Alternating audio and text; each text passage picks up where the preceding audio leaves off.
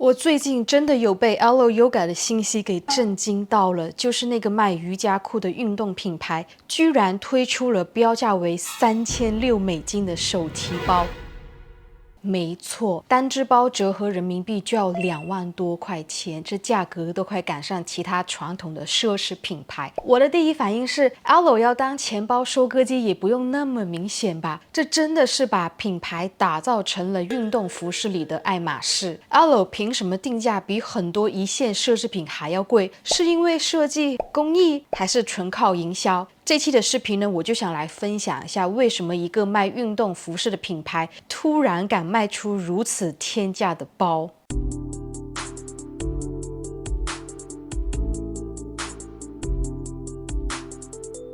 它最早成立在洛杉矶，原本就是个主打瑜伽服的小众运动品牌，卖的东西呢，其实跟 Lululemon 差不多。Alo 更早就意识到，现在的消费者买的不只是几套运动衣服，更是给人一种干净、高级的生活方式。所以从那之后呢，他们也不再强调什么透气、速干、支撑力这些带有产品功能性的词语。真正让 Alo 窜红的转折点，大概是在2020年前后，像 Kendall Jenner、Hailey Bieber、Taylor Swift 这些明星红人陆续被拍到穿着 Alo 瑜伽裤出街，手上拿着杯咖啡，戴个墨镜，扎个辫子就出门，整张图就是松弛感很足。这些明星街拍的照片呢，会让很多人觉得他们日常生活里也在穿 Alo。我相信大家现在也知道了明星网红的效应，所以呢，这品牌的热度就这么一点点被堆了起来。在这个年代里呢，一个品牌最聪明的做法不是砸钱买广告，而是让顾客误以为这些广告根本不是广告。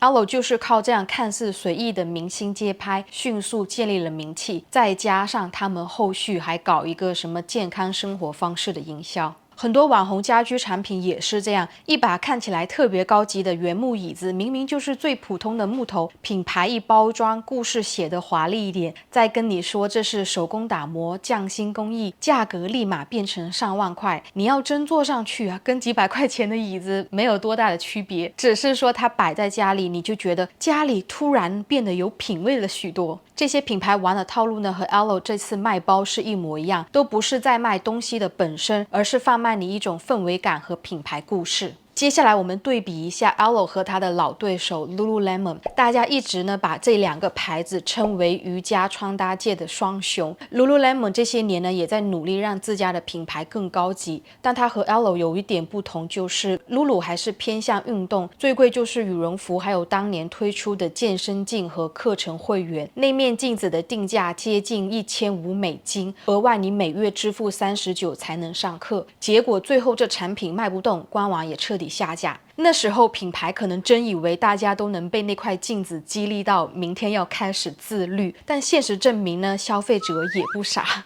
Lululemon 的问题呢，就是在于它太相信消费者会为理想中的自我而买单，因此忽略掉了现实中大多数人想要的是简单和省心的体验，因为不是每个人都愿意为了变成更好的自己付出那么多钱和汗水。那相比之下呢， Alo 反而更加聪明，它不逼你流汗，也不逼你去健身，只要穿上他们的衣服，你就能实现高级感。再说定价和材质， Lululemon 的定价呢是一路往上抬，大多数核心的单品就是几百美金，虽然也很贵了，但是你能感觉到钱呢是花在布料上了。Alo 呢就完全不一样，它的主打服饰更多是在做好看的穿搭，而不是技术性能。它也不会告诉你衣服有支撑力、速干、压缩性这些具体功能。Alo 的衣服呢就挺挑的。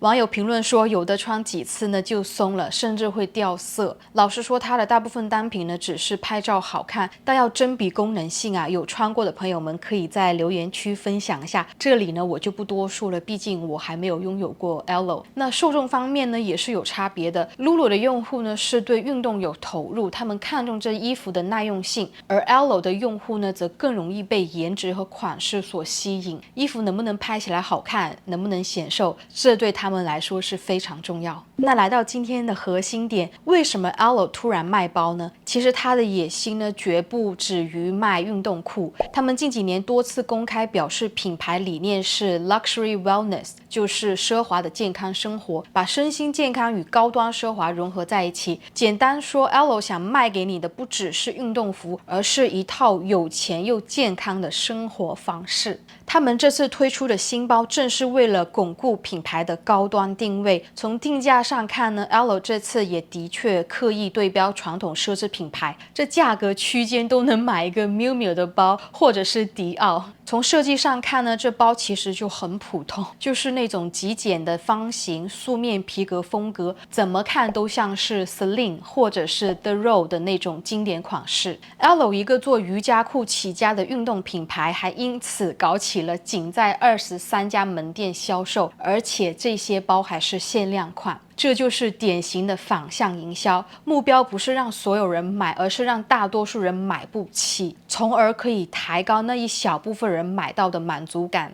我想 Alo 这次赌的不是产品本身，也不是包的工艺有多好，而是消费者愿意去花钱，还有消费者的心理底线，让消费者感受到只要东西够贵，就一定有它的道理。那老实说，我真不理解为什么 Alo 不好好把衣服质量做好，非得要去搞一个包。你要说品牌扩展吧，没问题，我能理解，每个牌子都想进步。可问题是 Alo 连衣服的做工、耐穿度、材质都被吐槽成这样子，现在还开始玩皮革工艺。这包的做工既没有达到奢侈品的地位，可这价格就已经赶上了。所以说，现在的消费环境变化真的是太快了，见过了太多这种原本品牌定位清晰，突然换了一个赛道，这定价更是飘上天。那从更大的角度上看呢，像 Alo 这样往奢侈品方向冲刺的品牌，都面临同一个问题，就是他们以为自己在拓宽市场，其实是在丢掉核心人群。因为当价格不再对应产品，而是只剩下包装和营销，那品牌和消费者之间的信任就会开始瓦解。我们不是在反感贵，而是反感贵的没道理的东西。当一个瑜伽裤品牌开始去卖3000多美金的包，这割裂感就太明显了吧。当我最初看到 Alo 推出这个价位的包，心里就想好了一定要拍这期的内容，就想借此告诉你，现在这个时代营销真的是大过于一切。很多东西呢不是在变好，而是变得会包装、会营销。品牌更知道该怎么制造欲望，他们懂你的痛点，也懂你想变得更好。Alo 这次的新款呢，只是一个放大镜，它让我们看到现在很多消费都变成了同一个套路。先让你感到心动，再让你的钱包感到冲动。给出的价格呢，不只是价格，而是消费者的一场心理测试，就是想看一下你能忍到哪一步，看你愿意为一个故事、一个幻想能花多少钱。他们也不需要卖出很多，只要有少数人真的买了，发了照片，制造了热度，而那些没有买的人也成为了他们营销中的一环。好了，这个就是以上今天所有内容。如果大家以后想要看类似的系列，欢迎在下面评论告诉我。如果喜欢今天这期视频的话呢，不要忘记关注和点赞，是对我频道最大的支持，也是对小陈本人最大的认可。那我们下周视频再见吧，拜拜。